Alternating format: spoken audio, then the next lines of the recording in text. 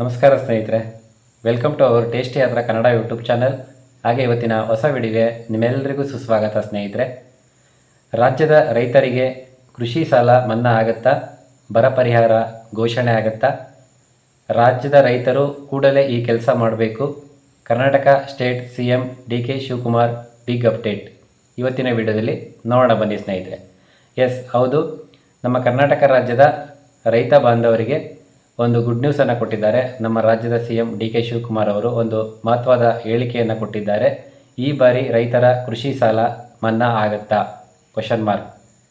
ಸ್ನೇಹಿತರೆ, ಮನ್ನಾ ಆಗುವಂಥ ಸೂಚನೆಗಳು, ಸಾಕಷ್ಟು ಚರ್ಚೆಗಳು ಈಗ ಆಲ್ರೆಡಿ ರಾಜ್ಯದಲ್ಲಿ ಆಗ್ತಾ ಇದೆ. ಸೊ ಹಾಗಾದರೆ ರೈತರ ಕೃಷಿ ಸಾಲ ಮನ್ನಾ ಆಗೋದಾದರೆ ಎಷ್ಟು ಮೊತ್ತದ ಸಾಲ ಮನ್ನಾ ಆಗುತ್ತೆ? ಸೊ ಈ ಒಂದು ರೈತರ ಕೃಷಿ ಸಾಲ ಮನ್ನಾ ಆಗಬೇಕಂದ್ರೆ ನಾವು ಯಾವ್ಯಾವ ದಾಖಲೆಗಳನ್ನ ರೆಡಿ ಮಾಡಿ ಇಟ್ಕೊಳ್ಬೇಕು? ಹಾಗೆ ಬರ ಪರಿಹಾರ ಘೋಷಣೆ ಆಗುತ್ತಾ? ಸ್ನೇಹಿತರೆ, ನಿಮಗೆಲ್ಲ ಗೊತ್ತೇ ಇದೆ, ಈ ಬಾರಿ ಮುಂಗಾರು ಮಳೆ ಕೈ ಕೊಟ್ಟಿದೆ. ಸೊ ಹಿಂಗಾರು ಮಳೆ ಯಾವ ರೀತಿ ಬರುತ್ತೋ ಏನೋ ಗೊತ್ತಿಲ್ಲ. ಸೊ ಮಳೆ ಪ್ರಮಾಣ ತುಂಬಾ ಕಡಿಮೆ ಆಗಿದೆ. ಅದಲ್ಲದೆ ಹಲವು ಕಡೆ ಕರ್ನಾಟಕ ರಾಜ್ಯದ ಹಲವು ಜಿಲ್ಲೆಗಳಲ್ಲಿ ಮಳೆನೇ ಆಗಿಲ್ಲ. ಸೊ ಬರ ಪರಿಸ್ಥಿತಿ ಎದುರಿಸ್ತಾ ಇದ್ದಾರೆ ಜನಗಳು, ರೈತ ಬಾಂಧವರು. ಸೊ ಅವರೆಲ್ಲರೂ ಕೂಡ ಬರ ಘೋಷಣೆ ಆಗುತ್ತಾ? ಸೊ ಈ ಒಂದು ಬರ ಪರಿಹಾರ ಘೋಷಣೆ ಆಗಬೇಕು ಅಂದರೆ ಏನೆಲ್ಲ ದಾಖಲೆಗಳನ್ನ ನಾವು ರೆಡಿ ಮಾಡಿ ಇಟ್ಕೊಳ್ಬೇಕು? ಹಾಗೆ ಬರ ಘೋಷಣೆಗೆ ಇರುವಂಥ ಸರ್ಕಾರದ ಪ್ರಮುಖ 4 ಮಾನದಂಡಗಳು ಯಾವ್ಯಾವು? ಇದೆಲ್ಲದರ ಕಂಪ್ಲೀಟ್ ಮಾಹಿತಿಯನ್ನು ಇವತ್ತಿನ ಈ ವಿಡಿಯೋದಲ್ಲಿ ನೋಡೋಣ ಬನ್ನಿ ಸ್ನೇಹಿತರೆ. ವಿಡಿಯೋನ ಪೂರ್ತಿಯಾಗಿ ವಾಚ್ ಮಾಡಿ, ಮಿಸ್ ಮಾಡದೆ, ಸ್ಕಿಪ್ ಮಾಡದೆ. ವಿಡಿಯೋ ಇಷ್ಟ ಆದರೆ ಲೈಕು, ಕಮೆಂಟು, ಶೇರ್ ಮಾಡೋದನ್ನು ಮರಿಬೇಡಿ. ಹೀಗೆ ಹೊಸ ಹೊಸ ಮಾಹಿತಿಗಳು, ಅಪ್ಡೇಟ್ಗಳು ನಿಮ್ಗೆ ಬೇಕು ಅಂದರೆ ಈ ಕೂಡಲೇ ನಮ್ಮ ಚಾನಲ್ನ ಸಬ್ಸ್ಕ್ರೈಬ್ ಮಾಡಿ ಸ್ನೇಹಿತರೆ. ಪಕ್ಕದಲ್ಲಿರೋ ಬೆಲ್ ಐಕಾನ್ ಪ್ರೆಸ್ ಮಾಡಿ ಸಪೋರ್ಟ್ ಮಾಡಿ. ಸ್ನೇಹಿತರೆ, ಆಕಾಶದ ಕಡೆ ಮುಖ ಮಾಡಿ ನಿಂತರೆ ಕಣ್ಣಿಗೆ ತಂಪೆರೆಯುವಂಥ ಮೋಡವೇ ಇಲ್ಲ. ಭೂಮಿಯ ಒಡಲಲ್ಲಿ ತೇವಾಂಶದ ಸುಳಿವೇ ಇಲ್ಲ. ನಮ್ಮ ರೈತ ಬಾಂಧವರು ಆಸೆಗಣ್ಣಿನಿಂದ ಬಿತ್ತಿದಂಥ ಬೀಜಗಳು ಮಣ್ಣಿನಲ್ಲೇ ಕಮರಿ ಹೋಗಿದ್ದಾವೆ. ಈ ಬಾರಿ ನಮ್ಮ ರೈತ ಬಾಂಧವರು ದಿಕ್ಕು ತೋಚದೆ ಕಂಗಾಲಾಗಿ ನಿಂತಿದ್ದಾರೆ. ಕಾರಣ, ಒಂದು ಕಡೆ ಮಳೆ ಬರದೇ ಇರುವಂಥದ್ದು, ಮತ್ತೊಂದು ಕಡೆ ಬೆಟ್ಟದಂತೆ ಬೆಳೆದು ನಿಂತಿರುವ ಕೃಷಿ ಸಾಲ. ಹಾಗಾದರೆ ಈ ರೀತಿ ದಿಕ್ಕು ತೋಚದೆ ಕಂಗೆಟ್ಟಾಗಿ ನಿಂತಿರುವಂಥ ನಮ್ಮ ರೈತ ಬಾಂಧವರಿಗೆ ಈ ಬಾರಿ ನಮ್ಮ ಸರ್ಕಾರ ಆಸರೆ ಆಗುತ್ತಾ? ಹಾಗಾದರೆ ರೈತರಿಗೆ ಆಗಬೇಕಾಗಿರೋ 2 ಪ್ರಮುಖ ಕೆಲಸಗಳಾದರೂ ಏನು? ಮೊದಲನೇದಾಗಿ ಬರ ಪರಿಹಾರ ಘೋಷಣೆ, ಬೆಳೆ ಹಾನಿ ಪರಿಹಾರ ರೈತರ ಕೈ ಸೇರಬೇಕು. ಎರಡನೇದಾಗಿ ರೈತರ ಕೃಷಿ ಸಾಲ ಮನ್ನಾ ಆಗಬೇಕು. ಈ 2 ಕೆಲಸಗಳು ಆದರೆ ಸಾಕು ನಮ್ಮ ರೈತ ಬಾಂಧವರಿಗೆ. ಹೌದು, ಈ ಬಾರಿ ರಾಜ್ಯದ ರೈತರ ಕೃಷಿ ಸಾಲ ಮನ್ನಾ ಆಗುತ್ತಾ ಅನ್ನೋ ಪ್ರಶ್ನೆ ಕೇಳಿ ಬರ್ತಾ ಇದೆ ಸ್ನೇಹಿತರೆ. ನಮ್ಮ ರಾಜ್ಯದ ಮುಖ್ಯಮಂತ್ರಿಗಳಾದ CM DK ಶಿವಕುಮಾರ್ ಅವರು ರಾಜ್ಯದ ರೈತರಿಗೆ ಒಂದು ಮಹತ್ವದ ಭರವಸೆಯನ್ನು ಕೊಟ್ಟಿದ್ದಾರೆ. ಸೊ ಹಾಗಾದರೆ ಕೃಷಿ ಸಾಲ ಮನ್ನಾ ಆಗೋದಾದರೆ ಎಷ್ಟು ಮೊತ್ತದ ಕೃಷಿ ಸಾಲ ಮನ್ನಾ ಆಗುತ್ತೆ? ಹಾಗೆ ನಮ್ಮ ರಾಜ್ಯದಲ್ಲಿ ಬರ ಸಮೀಕ್ಷೆ ಯಾವ ಹಂತದಲ್ಲಿದೆ? ಒಂದು ವೇಳೆ ಬರ ಪರಿಹಾರ ಘೋಷಣೆ ಆದರೆ ಎಷ್ಟು ಮೊತ್ತದ ಬರ ಪರಿಹಾರ ರೈತರಿಗೆ ಸಿಗುತ್ತೆ? ಇದೆಲ್ಲದರ ಕಂಪ್ಲೀಟ್ ಮಾಹಿತಿಯನ್ನು ಇವತ್ತಿನ ವಿಡಿಯೋದಲ್ಲಿ ತಿಳ್ಕೊಳ್ಳೋಣ ಸ್ನೇಹಿತರೆ. ಸಿಂಪಲಾಗಿ ತಿಳಿಸ್ಕೊಡ್ತೀನಿ. ವಿಡಿಯೋವನ್ನು ಕೊನೆ ತನಕ ಮಿಸ್ ಮಾಡದೆ ನೋಡಿ. ರಾಜ್ಯದ ಹಲವು ಜಿಲ್ಲೆಗಳಲ್ಲಿ ಈ ಬಾರಿ ಮಳೆ ಕೈ ಕೊಟ್ಟಿದೆ. ತುಂಬ ಕಡೆ ಬಿತ್ತನೆ ಆಗಿಲ್ಲ. ಇನ್ನು ಕೆಲವು ಕಡೆ ಬಿತ್ತನೆ ಆಗಿದ್ರೂ ಕೂಡ ಮಳೆ ಇಲ್ಲದೆ ಒಣಗಿ ಹೋಗಿರುವಂಥ ಪರಿಸ್ಥಿತಿ ನಿರ್ಮಾಣ ಆಗಿದೆ. ಇದರಿಂದಾಗಿ ಸಾಕಷ್ಟು ರೈತರು ಆತಂಕದಲ್ಲಿದ್ದಾರೆ. ಈ ಬರ ಆತಂಕದ ನಡುವೆ ಮತ್ತೊಂದು ದೊಡ್ಡ ಪ್ರಶ್ನೆ ರೈತರಿಗೆ ಕಾಡ್ತಿರುವಂಥದ್ದು ಕೃಷಿ ಸಾಲ ಮನ್ನಾ. ಈ ಬಾರಿ ಕೃಷಿ ಸಾಲ ಮನ್ನಾ ಆಗುತ್ತಾ ಅಂತ ಒಂದು ಲಕ್ಷಾಂತರ ರೈತರ ಒಂದು ಪ್ರಶ್ನೆ ಆಗಿದೆ ಸ್ನೇಹಿತರೆ. ಈ ಪರಿ ನಿರೀಕ್ಷೆ ಇರೋದಕ್ಕೆ ಕಾರಣ ಏನು ಅಂತಂದರೆ DK ಶಿವಕುಮಾರ್ ಕೊಟ್ಟಿರುವಂಥ ಒಂದು ಮಹತ್ವದ ಭರವಸೆ. ಕಲಬುರಗಿಯಲ್ಲಿ ವಿವಿಧ ಸಂಘಟನೆಗಳಿಂದ ಹಾಗೂ ರೈತರು ನೀಡಿದ ಮನವಿಯನ್ನು ಸ್ವೀಕರಿಸಿದ ನಂತರ DK ಶಿವಕುಮಾರ್ ಅವರು ಮೀಡಿಯಾದವ್ರ ಜೊತೆ ಮಾತನಾಡಿದ್ದಾರೆ. ಏನಂತ ಹೇಳಿದ್ದಾರೆ ಅಂತಂದರೆ, ಈ ಬಾರಿ ರೈತರ ಕೃಷಿ ಸಾಲ ಮನ್ನಾ ಮಾಡೋದ್ರ ಬಗ್ಗೆ ಸರ್ಕಾರ ಚಿಂತನೆ ನಡೆಸಿದೆ, ಹಾಗೆ ಪರಿಶೀಲನೆ ಮಾಡುತ್ತೆ. ಮೊದಲು ಯಾವುದೇ ಬೇರೆ ರಾಜ್ಯಗಳಲ್ಲಿ ಕೃಷಿ ಸಾಲ ಮನ್ನಾ ಮಾಡದೇ ಇದ್ದಂಥ ಪರಿಸ್ಥಿತಿಯಲ್ಲೂ ಕೂಡ ನಮ್ಮ ಸರ್ಕಾರ ರೈತರ ಕೃಷಿ ಸಾಲವನ್ನು ಮನ್ನಾ ಮಾಡಿದ್ದೀವಿ ಅಂತಲೂ ಕೂಡ ಹೇಳಿದ್ದಾರೆ. ಕೇಂದ್ರದಲ್ಲಿ ಮನಮೋಹನ್ ಸಿಂಗ್ ಸರ್ಕಾರ ಅಂದರೆ ಕಾಂಗ್ರೆಸ್ ಸರ್ಕಾರ ಇದ್ದಾಗ ರೈತರ ಕೃಷಿ ಸಾಲವನ್ನು ಮನ್ನಾ ಮಾಡಲಾಗಿತ್ತು. ಅದೇ ರೀತಿಯಾಗಿ ಈ ಬಾರಿಯೂ ಕೂಡ ರೈತರ ಕೃಷಿ ಸಾಲವನ್ನು ಮನ್ನಾ ಮಾಡೋ ವಿಚಾರವನ್ನು ಗಂಭೀರವಾಗಿ ಪರಿಶೀಲನೆಗೆ ತಗೊಂಡಿದ್ದೀವಿ ಅಂತೇಳಿ CM ಭರವಸೆಯನ್ನು ಕೊಟ್ಟಿದ್ದಾರೆ. ಹಾಗಾದರೆ ಈ ಕೃಷಿ ಸಾಲ ಮನ್ನಾ ಆಗೋದಾದರೆ ಎಷ್ಟು ಮೊತ್ತದ ಸಾಲ ಮನ್ನಾ ಆಗುತ್ತೆ ಅನ್ನೋದು ಇವಾಗ ನಮ್ಮ ರೈತ ಬಾಂಧವರಲ್ಲಿರ್ತಕ್ಕಂಥ ಒಂದು ನಿರೀಕ್ಷೆ. ಸೊ ಒಂದು ಹಳೆ ಮಾಹಿತಿಯ ಆಧಾರದ ಮೇಲೆ ನೋಡೋದಾದರೆ ಕಳೆದ ಬಾರಿ ಬರ ಪರಿಸ್ಥಿತಿ ನಿರ್ಮಾಣ ಆದಂಥ ಸಂದರ್ಭದಲ್ಲಿ ನಮ್ಮ ಸರ್ಕಾರ ಯಾವ ರೀತಿ ಕೃಷಿ ಸಾಲವನ್ನು, ಎಷ್ಟು ಮೊತ್ತದ ಸಾಲವನ್ನು ಮನ್ನಾ ಮಾಡಿತ್ತು, ಆ ಒಂದು ಹಳೆಯ ಅಂಕಿಅಂಶಗಳನ್ನ ನೋಡ್ತಾ ಹೋಗೋಣ ಬನ್ನಿ ಸ್ನೇಹಿತರೆ. 2008ರಲ್ಲಿ ಮನಮೋಹನ್ ಸಿಂಗ್ ನೇತೃತ್ವದ ಕೇಂದ್ರ ಸರ್ಕಾರ ದೇಶಾದ್ಯಂತ ರೈತರ ಬೃಹತ್ ಸಾಲ ಮನ್ನಾ ಯೋಜನೆಯನ್ನು ಜಾರಿ ಮಾಡಿತ್ತು. ಹಾಗೆ 2017ರಲ್ಲಿ ಸಿದ್ದರಾಮಯ್ಯ ಅನ್ನೋರ ರಾಜ್ಯ ಸರ್ಕಾರ ಸಹಕಾರಿ ಬ್ಯಾಂಕ್ಗಳಲ್ಲಿ ರೈತರು ಮಾಡಿದ್ದ ತಲಾ 50,000ವರೆಗಿನ ಬೆಳೆ ಸಾಲವನ್ನು ಮನ್ನಾ ಮಾಡಲಾಗಿತ್ತು. ಅದೇ ರೀತಿಯಾಗಿ 2018ರಲ್ಲಿ ಸಮ್ಮಿಶ್ರ ಸರ್ಕಾರ ಅಂದರೆ JDS ಮತ್ತು ಕಾಂಗ್ರೆಸ್ಸು ರೈತರ 1 ಲಕ್ಷದಿಂದ ಗರಿಷ್ಠ 2 ಲಕ್ಷದವರೆಗಿನ ಬೆಳೆ ಸಾಲವನ್ನು ವಾಣಿಜ್ಯ ಮತ್ತು ಸಹಕಾರಿ ಬ್ಯಾಂಕ್ ಎರಡೂ ಸೇರಿ ಮನ್ನಾ ಮಾಡಲಾಗಿತ್ತು. ಈ ಒಂದು ಹಳೆ ಅಂಕಿಅಂಶಗಳನ್ನ ಆಧಾರವಾಗಿಟ್ಕೊಂಡು ಈ ಬಾರಿ ನಮ್ಮ ಸರ್ಕಾರ ರೈತರ ಕೃಷಿ ಸಾಲವನ್ನು ರು50,000ದಿಂದ ರು1 ಲಕ್ಷದವರೆಗಿನ ಸಾಲವನ್ನು ಮನ್ನಾ ಮಾಡುವಂಥ ಒಂದು ಪ್ಲ್ಯಾನನ್ನು ಇಟ್ಕೊಂಡಿದೆ ಸ್ನೇಹಿತರೆ. ಆದರೆ ಸರ್ಕಾರ ಆರ್ಥಿಕ ಪರಿಸ್ಥಿತಿಯನ್ನು ಅವಲೋಕಿಸಿ ಅಂತಿಮ ನಿರ್ಧಾರವನ್ನು ಪ್ರಕಟಿಸುತ್ತೆ. ಅಲ್ಲಿ ತನಕ ನಾವು ನೀವೆಲ್ಲ ವೆಯ್ಟ್ ಮಾಡಬೇಕಾಗುತ್ತೆ. ಈಗ ಬರ ಪರಿಹಾರ ಘೋಷಣೆ ಆದ ತಕ್ಷಣ ಹಣ ಬರುತ್ತದೆಯೇ? ಖಂಡಿತ ಇಲ್ಲ ಸ್ನೇಹಿತರೆ. ಮೊದಲು ಸರ್ಕಾರ ಯಾವ್ಯಾವ ತಾಲೂಕು ಬರ ಪೀಡಿತ ಅಂತ ಘೋಷಣೆ ಮಾಡಬೇಕು. ನಂತರ ಸರ್ಕಾರ ಬೆಳೆ ಹಾನಿ ಮಾಹಿತಿಯನ್ನು ಸಂಗ್ರಹಿಸುತ್ತೆ. ಈ ಒಂದು ಮಾಹಿತಿಯನ್ನು ಕೇಂದ್ರಕ್ಕೆ ಕಳುಹಿಸಲಾಗುತ್ತೆ. ಕೇಂದ್ರದಿಂದ ಅನುದಾನ ಬಿಡುಗಡೆ ಆದ ನಂತರ ರೈತರ ಖಾತೆಗೆ ಈ ಒಂದು ಬೆಳೆ ಹಾನಿ ಪರಿಹಾರ ಜಮೆ ಆಗುತ್ತೆ.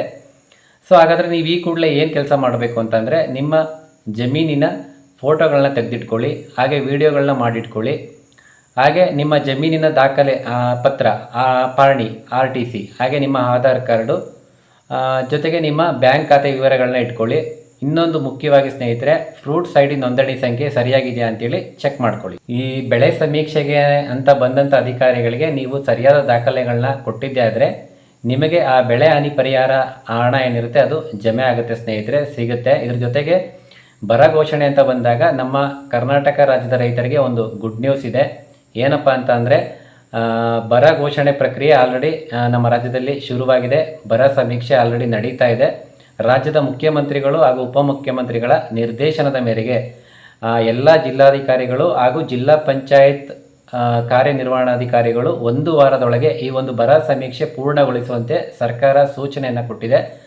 ಅಷ್ಟೇ ಅಲ್ಲ, ರಾಜ್ಯದ ಎಲ್ಲ ತಾಲೂಕುಗಳ ಪರಿಸ್ಥಿತಿಯನ್ನು ಚೆಕ್ ಮಾಡಿ ಆ ಒಂದು ಇನ್ಫಾರ್ಮೇಷನ್ನ ಕೊಡಬೇಕು ಅಂತೇಳಿ ಆಲ್ರೆಡಿ ಈಗ ರಾಜ್ಯ ಸರ್ಕಾರ ಒಂದು ಸ್ಪಷ್ಟತೆಯನ್ನು ಕೊಟ್ಟಿದೆ. ಸೊ ಈಗ ಅಧಿಕಾರಿಗಳು ಏನು ಪರಿಶೀಲನೆ ಮಾಡ್ತಾರೆ, ಪರಿಶೀಲನೆಗೆ ಬಂದಾಗ ಏನೆಲ್ಲ ಪ್ರಶ್ನೆಗಳನ್ನ ಕೇಳ್ತಾರೆ, ನಾವು ಅವರಿಗೆ ಏನೆಲ್ಲ ಆನ್ಸರ್ನ ಮಾಡಬೇಕು ಅಂತ ಹೇಳಿದರೆ, ಸರ್ಕಾರ ಅಧಿಕಾರಿಗಳಿಗೆ ಒಂದು ಸ್ಪಷ್ಟ ಸೂಚನೆಯನ್ನು ಕೊಟ್ಟಿದೆ ಸ್ನೇಹಿತರೆ. ಏನು ಅಂತ ಅಂದರೆ, ಸಾಮಾನ್ಯ ಮಳೆಯ ಪ್ರಮಾಣಕ್ಕಿಂತ 60% ಕಡಿಮೆ ಮಳೆ ಆಗಿದ್ದಾರೆ ಅಂಥ ಪ್ರದೇಶನ ಬರಪೀಡಿತ ಅಂತೇಳಿ ಹೇಳ್ತಾರೆ. ಹಾಗೆಯೇ ಸತತವಾಗಿ 3 ವಾರಗಳ ಕಾಲ ಮಳೆನೇ ಆಗದೇ ಇದ್ದರೆ ಅಂಥ ಒಂದು ಪ್ರದೇಶವನ್ನು ಬರಪೀಡಿತ, ಬರ ಪ್ರದೇಶ ಅಂತೇಳಿ ಘೋಷಣೆ ಮಾಡ್ತಾರೆ. ಈ ಒಂದು ವರದಿ ಆಧಾರದ ಮೇಲೆ ಸರ್ಕಾರ ಅಂತಿಮವಾಗಿ ಯಾವ್ಯಾವ ಪ್ರದೇಶ, ಯಾವ್ಯಾವ ತಾಲೂಕು ಬರಪೀಡಿತ ಅಂತೇಳಿ ಘೋಷಣೆಯನ್ನು ಮಾಡುವಂಥ ಸ್ನೇಹಿತರೆ.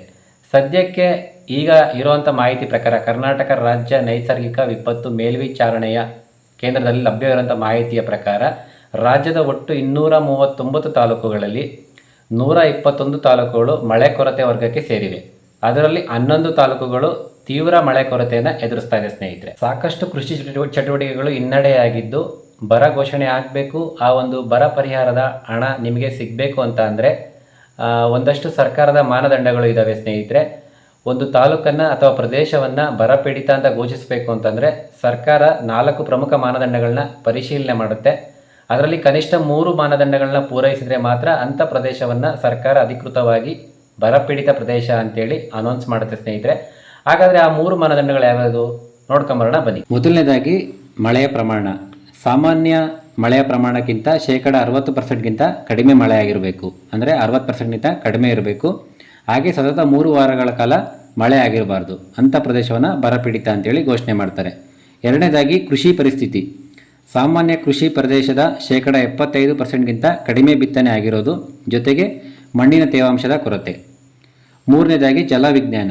ಜಲಾಶಯಗಳಲ್ಲಿನ ನೀರಿನ ಸಂಗ್ರಹ ಆಗಿರ್ಬೋದು, ಅಂತರ್ಜಲ ಮಟ್ಟ ಕುಸಿತ ಆಗಿದೆಯಾ ಅಂತ ಚೆಕ್ ಮಾಡ್ಕೊಳ್ತಾರೆ. ಇನ್ನು ಉಪಗ್ರಹ ಮೂಲಕ ಮಾಹಿತಿಯನ್ನು ತಗೊಳ್ತಾರೆ. ಅಂದರೆ ಉಪಗ್ರಹದ ಮೂಲಕ ಬೆಳೆಗಳ ಆರೋಗ್ಯ ಆಗಿರ್ಬೋದು, ಸಸ್ಯವರ್ಗ ದುರ್ಬಲತೆ ಆಗಿರ್ಬೋದು, ಇವೆಲ್ಲವನ್ನು ಚೆಕ್ ಮಾಡ್ತಾರೆ ಸ್ನೇಹಿತರೆ. ಹಾಗಾದರೆ ಈ ಒಂದು ಪ್ರಕ್ರಿಯೆ ಯಾವಾಗ ಕಂಪ್ಲೀಟ್ ಆಗುತ್ತೆ? ಈ ಒಂದು ಬರ ಸಮೀಕ್ಷೆ, ಬರ ಪೀಡಿತ ಪ್ರದೇಶ ಅಂತ ಘೋಷಣೆ ಮಾಡುವಂಥ ಈ ಒಂದು ಪ್ರಕ್ರಿಯೆ ಯಾವಾಗ ಕಂಪ್ಲೀಟ್ ಆಗುತ್ತೆ ಅನ್ನೋದೇನಿದ್ರೆ ಜುಲೈ ಕೊನೆಯ ವಾರ ಅಂತ ಹೇಳಿದರು. ಜುಲೈ ಇನ್ನೇನು ಎಂಡ್ ಆಗ್ತಾ ಬರ್ತಾ ಇದೆ. ಆಗಸ್ಟ್ ಮೊದಲನೇ ವಾರದಲ್ಲಿ ಇದರ ಒಂದು ಅಂತಿಮ ಸ್ಪಷ್ಟ ಚಿತ್ರಣ ಸಿಗುತ್ತೆ ಅಂತ ಹೇಳಿದ್ದಾರೆ ಸ್ನೇಹಿತರೆ. ಹಾಗಾದರೆ ಈ ಬರ ಪರಿಹಾರ ಮೊತ್ತ ಎಷ್ಟು ಸಿಗ್ಬೋದು?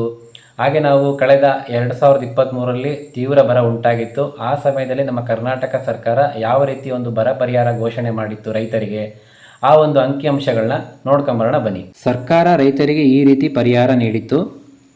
ಮಳೆ ಆಶ್ರಿತ ಜಮೀನಿಗೆ ಪ್ರತಿ ಹೆಕ್ಟೇರ್ಗೆ 2,500 ರೂಪಾಯಿಗಳು, ನೀರಾವರಿ ಜಮೀನಿಗೆ ಪ್ರತಿ ಹೆಕ್ಟೇರ್ಗೆ 17,000 ರೂಪಾಯಿಗಳು, ತೋಟಗಾರಿಕೆ ಬೆಳೆಗಳಿಗೆ ಪ್ರತಿ ಹೆಕ್ಟೇರ್ಗೆ 22,500 ರೂಪಾಯಿಗಳು ಕೊಡಲಾಗಿತ್ತು. ಈ ಬಾರಿಯೂ ಕೂಡ ಇದೇ ಪ್ರಮಾಣದ ಬರ ಪರಿಹಾರ ಸಿಗುತ್ತಾ ಅಂತ ಕೇಳೋದಾದರೆ, ಬರ ಘೋಷಣೆ ಆದ ಬಳಿಕ ಅದ್ರ ಬಗ್ಗೆ ನಮಗೆ ಗೊತ್ತಾಗುತ್ತೆ ಸ್ನೇಹಿತರೆ. ಅಲ್ಲಿ ತನಕ ನಾವು ನೀವೆಲ್ಲ ವೆಯ್ಟ್ ಮಾಡಬೇಕಾಗತ್ತೆ.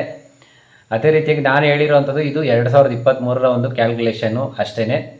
ಅದೇ ರೀತಿಯಾಗಿ ಈಗ ನಮ್ಮ ರೈತರಲ್ಲಿ ಇನ್ನೊಂದು ಪ್ರಶ್ನೆ ಇದೆ. ಏನಂತ ಅಂದರೆ, ಈ ಕೃಷಿ ಸಾಲ ಮನ್ನಾ ಆಗೋದಾದರೆ ಎಲ್ರಿಗೂ ಆಗುತ್ತಾ, ಕೆಲವ್ರಿಗೆ ಮಾತ್ರ ಆಗುತ್ತಾ, ಮತ್ತು ಇದಕ್ಕೆ ನಾವು ಏನೆಲ್ಲ ಡಾಕ್ಯುಮೆಂಟ್ಸ್ನ ಕೊಡಬೇಕಾಗತ್ತೆ ಅನ್ನೋ ಒಂದು ಪ್ರಶ್ನೆ ಇದೆ. ಇದಕ್ಕೆ ಕರ್ನಾಟಕ ಸರ್ಕಾರ ಯಾವುದೇ ರೀತಿಯ ಒಂದು ಅಧಿಕೃತ ಮಾರ್ಗಸೂಚಿಯನ್ನು ಪ್ರಕಟಿಸಿಲ್ಲ, ಕೊಟ್ಟಿಲ್ಲ. ಹಾಗಾಗಿ ಕಳೆದ ಬಾರಿ ಕರ್ನಾಟಕ ಸರ್ಕಾರ ಆಗಿರ್ಬೋದು, ಕೇಂದ್ರ ಸರ್ಕಾರ ಆಗಿರ್ಬೋದು, ಕೃಷಿ ಸಾಲ ಮನ್ನಾ ಯೋಜನೆಗಳ ಆಧಾರದ ಮೇಲೆ ಒಂದಷ್ಟು ಎಲಿಜಿಬಲ್ ಕ್ರೈಟೇರಿಯಾ ಅಂತೇಳಿ ಇರಬೇಕಾಗತ್ತೆ. ಒಂದು ವೇಳೆ ರೈತರ ಸಾಲ ಮನ್ನಾ ಘೋಷಣೆ ಮಾಡಿದ್ರೆ ಯಾರಿಗೆಲ್ಲ ಈ ಒಂದು ಕೃಷಿ ಸಾಲ ಮನ್ನಾ ಆಗುತ್ತೆ ಅಂತ ನೋಡೋದಾದರೆ, ಮೊದಲನೇದಾಗಿ ರೈತರು ಕರ್ನಾಟಕದ ನಿವಾಸಿಯಾಗಿರಬೇಕು. ಎರಡನೇದು, ರೈತನ ಹೆಸರಿನಲ್ಲಿ ಕೃಷಿ ಭೂಮಿ ಇರಬೇಕು ಅಥವಾ ಕಾನೂನುಬದ್ಧವಾಗಿ ಕೃಷಿ ಮಾಡುತ್ತಿರುವ ದಾಖಲೆ ಇರಬೇಕು. ಮೂರನೇದು, ಬ್ಯಾಂಕ್ ಅಥವಾ ಸಹಕಾರಿ ಬ್ಯಾಂಕ್ನಲ್ಲಿ ಪಡೆದಿರುವ ಬೆಳೆ ಸಾಲ, ಕ್ರಾಪ್ ಲೋನ್ ಅಥವಾ ಸರ್ಕಾರ ಸೂಚಿಸುವ ಕೃಷಿ ಸಾಲವೇ ಮನ್ನಾಕ್ಕೆ ಪರಿಗಣನೆ ಆಗುವ ಸಾಧ್ಯತೆ ಇದೆ. ನಾಲ್ಕನೇದು, ಸರ್ಕಾರ ನಿಗದಿಪಡಿಸುವ ನಿರ್ದಿಷ್ಟ ದಿನಾಂಕದೊಳಗೆ ಪಡೆದಿರುವ ಸಾಲ ಮಾತ್ರ ಅರ್ಹವಾಗುವ ಸಾಧ್ಯತೆ ಇದೆ. ಐದನೇದು, ಒಂದೇ ರೈತನ ಹೆಸರಿನಲ್ಲಿ ಒಂದಕ್ಕಿಂತ ಹೆಚ್ಚು ಸಾಲಗಳಿದ್ದರೆ ಸರ್ಕಾರ ನಿಗದಿಪಡಿಸುವ ಗರಿಷ್ಠ ಮಿತಿಯವರೆಗೆ ಮಾತ್ರ ಮನ್ನಾ ಸಿಗುವ ಸಾಧ್ಯತೆ ಇರುತ್ತದೆ. ಏನು ಗೊತ್ತಾ ಸ್ನೇಹಿತರೆ, ಒಬ್ಬ ರೈತ ಸುಮಾರು 2-3 ಕಡೆ ಸಾಲ ಅಂತ ಮಾಡ್ಕೊಂಡಿದ್ರೆ ಅವನ ಈ ಒಂದು ಸಾಲ ಮನ್ನಾ ಘೋಷಣೆ ಆದರೆ ಯಾವ ಒಂದು ಮೊತ್ತ ಅವರು ಫಿಕ್ಸ್ ಮಾಡ್ತಾರೆ, 1 ಲಕ್ಷನೋ 2 ಲಕ್ಷನೋ 50,000ನೋ ಏನೊಂದು ಮೊತ್ತ ಫಿಕ್ಸ್ ಮಾಡ್ತಾರೆ, ಆ ಒಂದು ಗರಿಷ್ಠ ಮೊತ್ತ ಮಿತಿ, ಆ ಒಂದು ಸಾಲದ ಮೊತ್ತ ಮಾತ್ರ ಮನ್ನಾ ಆಗುತ್ತೆ, ಬೇರೆ ಸಾಲಗಳೆಲ್ಲ ಮನ್ನಾ ಆಗೋದಿಲ್ಲ. ಹಾಗಾಗಿ ಈ ಬಾರಿ ಸರ್ಕಾರ ಅಧಿಕೃತವಾಗಿ ಆದೇಶ ಹೊರಡಿಸಿದ ನಂತರ ಅಂತಿಮ ಅರ್ಹತಾ ನಿಯಮಗಳು ನಮಗೆ ಸಿಗ್ತವೆ ಸ್ನೇಹಿತರೆ. ಆವಾಗ ನಾನು ನಿಮಗೆ ಕಂಪ್ಲೀಟ್ ಅಪ್ಡೇಟನ್ನು ಕೊಡ್ತೀನಿ. ಒಂದು ವೇಳೆ ರಾಜ್ಯ ಸರ್ಕಾರ ಕೃಷಿ ಸಾಲ ಮನ್ನಾ ಘೋಷಣೆ ಮಾಡಿದ್ರೆ ನಾವು ಏನೆಲ್ಲ ಡಾಕ್ಯುಮೆಂಟ್ಸ್ನ ರೆಡಿ ಮಾಡಿ ಇಟ್ಕೊಳ್ಬೇಕು ನೋಡೋಣ ಬನ್ನಿ. ಮೊದಲನೇದಾಗಿ ಆಧಾರ್ ಕಾರ್ಡ್, ರೈತರು ತಮ್ಮ ಗುರುತನ್ನು ದೃಢೀಕರಿಸಲು ಅಗತ್ಯ. ಎರಡನೇದು ಪಾಣಿ RTC, ರೈತನ ಹೆಸರು ಮತ್ತು ಭೂಮಿಯ ವಿವರ ದೃಢೀಕರಣಕ್ಕೆ. ಮೂರನೇದು ಬ್ಯಾಂಕ್ ಪಾಸ್ಬುಕ್, ಬ್ಯಾಂಕ್ ಖಾತೆಯ ವಿವರ ಮತ್ತು ವ್ಯವಹಾರ ದಾಖಲೆಗಾಗಿ.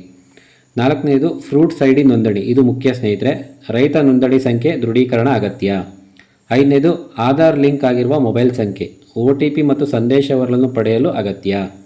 ಆರನೇದು ಸಾಲ ಪಡೆದಿರುವ ಬ್ಯಾಂಕ್ನ ಲೋನ್ ಅಕೌಂಟ್ ಸ್ಟೇಟ್ಮೆಂಟ್ ಅಥವಾ ಲೋನ್ ಸರ್ಟಿಫಿಕೇಟ್, ಅಂದರೆ ಸಾಲದ ವಿವರ ಮತ್ತು ಬಾಕಿ ಮೊತ್ತ ದೃಢೀಕರಿಸಲು. ಏಳನೇದು ರೇಷನ್ ಕಾರ್ಡ್, ಕೆಲವು ಯೋಜನೆಗಳಲ್ಲಿ ಕೇಳುವ ಸಾಧ್ಯತೆ ಇದೆ. ಕುಟುಂಬದ ವಿವರ ಮತ್ತು ಆದಾಯ ವರ್ಗ ದೃಢೀಕರಿಸಲು ಇದು ಅವಶ್ಯಕ. ಎಂಟನೇದು ಮತದಾರರ ಗುರುತಿನ ಚೀಟಿ ಅಥವಾ ಇತರೆ ಗುರುತಿನ ದಾಖಲೆ, ಅಗತ್ಯವಿದ್ದರೆ ಆಪ್ಷನಲ್. ಹೆಚ್ಚುವರಿ ಗುರುತು ಮತ್ತು ವಿಳಾಸ ದೃಢೀಕರಣಕ್ಕಾಗಿ ಮತದಾರ ಗುರುತಿನ ಚೀಟಿ. ಇಷ್ಟು ಡಾಕ್ಯುಮೆಂಟ್ಸನ್ನ ರೆಡಿ ಇಟ್ಕೊಳ್ಳಿ ಸ್ನೇಹಿತರೆ. ಹಾಗಾದರೆ ಸರ್ಕಾರ ಸಾಲ ಮನ್ನಾ ಘೋಷಣೆ ಮಾಡಿದ್ರೆ ರೈತರು ನಾವು ಏನು ಮಾಡಬೇಕು? ಮಧ್ಯವರ್ತಿಗಳ ಸಹಾಯ ತಗೊಳ್ಳದೆ ಹಣವನ್ನು ಅವರಿಗೆ ಪಾವತಿಸಬೇಡಿ. ನೇರವಾಗಿ ನಿಮ್ಮ ಬ್ಯಾಂಕ್ಗೆ ಹೋಗಿ ನಿಮ್ಮ ಸಾಲದ ಖಾತೆ ವಿವರಗಳನ್ನ ಚೆಕ್ ಮಾಡ್ಕೊಳ್ಳಿ. ಸರ್ಕಾರದ ಅಧಿಕೃತ ಆದೇಶದ ಪ್ರಕಾರ ಸಾಲ ಮನ್ನಾ ಪಟ್ಟಿಯಲ್ಲಿ ಇದೆಯಾ ಅಂತೇಳಿ ಚೆಕ್ ಮಾಡಿಕೊಂಡು ಅವರು ಏನೆಲ್ಲ ದಾಖಲೆಗಳನ್ನ ನಿಮಗೆ ಕೊಡಲಿಕ್ಕೆ ಸಲ್ಲಿಸಲಿಕ್ಕೆ ಹೇಳ್ತಾರೋ ಆ ಎಲ್ಲ ದಾಖಲೆಗಳನ್ನ ನಿಗದಿತ ಡೇಟ್ ಆ್ಯಂಡ್ ಟೈಮ್ ಒಳಗಡೆ ನೀವು ಸಲ್ಲಿಸಬೇಕಾಗುತ್ತೆ. ಯಾರಾದರೂ ಸಾಲ ಮನ್ನಾ ಮಾಡಿಸ್ತೀನಿ ಹಣ ಕೊಟ್ಟರೆ ಅಂತ ಹೇಳಿದ್ರೆ ಖಂಡಿತ ನಂಬಕ್ಕೆ ಹೋಗಬೇಡಿ, ಅವರಿಗೆ ಹಣ ಕೊಡಬೇಡಿ. ಈ ಮಧ್ಯವರ್ತಿಗಳ ಹಾವಳಿ ಜಾಸ್ತಿ ಆಗಿದೆ. ಯಾವುದೇ ಕಾರಣಕ್ಕೂ ಹಣ ಕೊಟ್ಟು ಮೋಸ ಹೋಗಬೇಡಿ ಸ್ನೇಹಿತರೆ. ಇವ್ರುಗಳಿಂದ ಸ್ವಲ್ಪ ದೂರನೇ ಇರಿ. ಸೊ ಇದು ನಾನು ನಿಮಗೆ ಕೊಡ್ತಿರೋಂಥ ಒಂದು ಸಜೆಷನ್ನು. ಹಾಗೆ ಒಟ್ಟಾರೆಯಾಗಿ ಒಂದೊತ್ತು ನಿಜ, ಬರ ಸಮೀಕ್ಷೆ ಆಗಿರ್ಬೋದು, ಬರ ಘೋಷಣೆ, ಹಾಗೆ ಸಾಲ ಮನ್ನಾ, ಇದೆಲ್ಲದರ ಬಗ್ಗೆ ಸರ್ಕಾರ ಚಿಂತನೆ ನಡೆಸ್ತಾ ಇದೆ. ಸದ್ಯದಲ್ಲೇ ಶೀಘ್ರದಲ್ಲೇ ಕೆಲವು ವಾರದಲ್ಲೇ ಈ ಒಂದು ಸ್ಪಷ್ಟ ಚಿತ್ರಣ, ಸ್ಪಷ್ಟ ವಿವರ ನಿಮಗೆ ಸಿಗುತ್ತೆ ಸ್ನೇಹಿತರೆ. ಈ ವಿಷಯದ ಬಗ್ಗೆ ಸರ್ಕಾರದಿಂದ ಅಧಿಕೃತ ಹೊಸ ಮಾಹಿತಿ ಬಂದ ತಕ್ಷಣ ನಾನು ಕೂಡಲೇ ನಮ್ಮ ಚಾನಲಲ್ಲಿ ಈಸಿಯಾಗಿ ಈ ಒಂದು ಅಪ್ಡೇಟನ್ನು ತಿಳಿಸ್ಕೊಡ್ತೀನಿ ಸ್ನೇಹಿತರೆ. ನೀವಿನ್ನೂ ನಮ್ಮ ಚಾನಲ್ ಸಬ್ಸ್ಕ್ರೈಬ್ ಮಾಡಿಲ್ಲ ಅಂತಂದರೆ ಈ ಕೂಡಲೇ ಸಬ್ಸ್ಕ್ರೈಬ್ ಮಾಡಿ. ಹಾಗೆಯೇ ಇದಿಷ್ಟು ನಮ್ಮ ರೈತ ಬಾಂಧವರಿಗೆ ಸಂಬಂಧಪಟ್ಟಂಥ 2 ಮೇಜರ್ ಅಪ್ಡೇಟ್ ಆಗಿತ್ತು. ಒಂದು ಬರ ಪರಿಹಾರ ಘೋಷಣೆ, ಎರಡನೇದು ಕೃಷಿ ಸಾಲ ಮನ್ನಾ. ನಿಮ್ಮ ಪ್ರಕಾರ ಬರ ಪರಿಹಾರ ಘೋಷಣೆ ಆದರೆ ಎಷ್ಟು ಮೊತ್ತದ ಬರ ಪರಿಹಾರ ಸಿಗಬೇಕು, ಹಾಗೆ ಕೃಷಿ ಸಾಲ ಮನ್ನಾ ಆಗೋದಾದರೆ ಎಷ್ಟು ಮೊತ್ತದ ಕೃಷಿ ಸಾಲ ಮನ್ನಾ ಆಗಬೇಕು ಅನ್ನೋದನ್ನು ನಿಮ್ಮ ಒಪಿನಿಯನ್ ಕಮೆಂಟ್ ಬಾಕ್ಸ್ನಲ್ಲಿ ತಪ್ಪದೇ ಕಮೆಂಟ್ ಮಾಡಿ ತಿಳಿಸ್ತಾ. ಮತ್ತೆ ನೆಕ್ಸ್ಟ್ ಎಪಿಸೋಡ್ನಲ್ಲಿ ಸಿಗ್ತೀನಿ. ಅಲ್ಲಿ ತನಕ ಎಲ್ರಿಗೂ ಬಾಯ್ ಬಾಯ್, ಟೇಕ್ ಕೇರ್.